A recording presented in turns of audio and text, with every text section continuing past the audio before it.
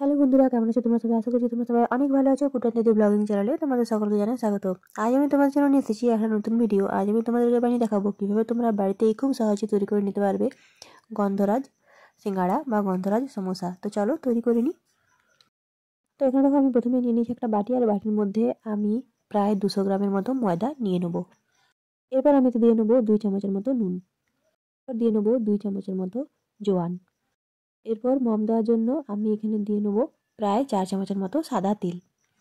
এরপর গন্ধরাজ সিঙ্গাড়া তৈরি করার জন্য প্রধান উপকরণ হলো আমাদের সবুজ রঙের একটা জিনিস, আর এই সবুজ রঙের জিনিসটা হলো পালং শাকের বাটা। মানে পালং শাকটাকে আমি খুব ভালোভাবে প্রথমে সেদ্ধ করে নিয়েছিলাম, তারপর সেই সেদ্ধ করা পালং শাকটাকে খুব ভালোভাবে আমি বেটে নিয়েছিলাম। এখন এই বেটে রাখা পালং শাকটাকে খুব ভালোভাবে আমি এই ময়দার সাথে খুব সুন্দর করে মেখে নেব। তো অনেক কিছুই হয়, একবার পালং শাক দিয়ে এইভাবে সিঙ্গাড়া বানিয়ে খান।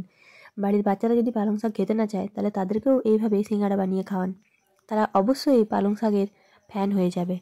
তো আমি কিন্তু এটাকে খুব ভালোভাবে মেখে একটা সফট ডো তৈরি করে নেবো।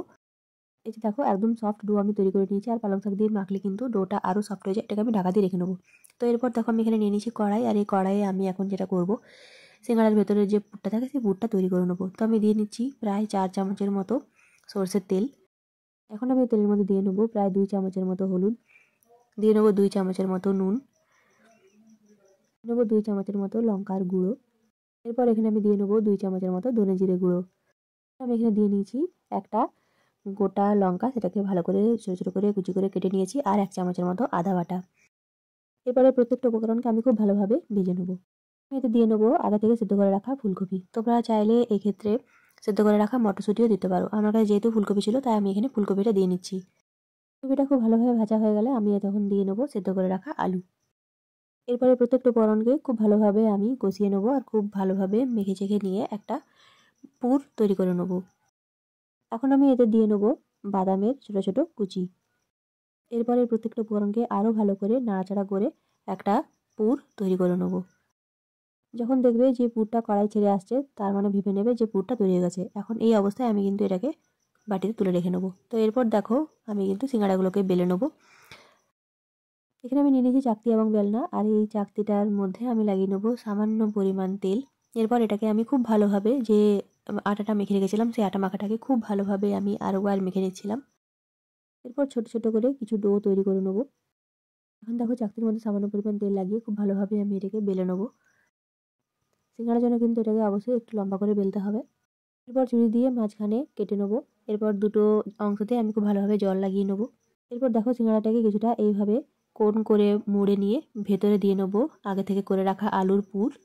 খুব ভালোভাবে ঠেসে ঠেসে আলুর পুর ভরে দেওয়ার পর এই মুখ দুটোকেও আমি খুব ভালোভাবে বন্ধ করে দেবো।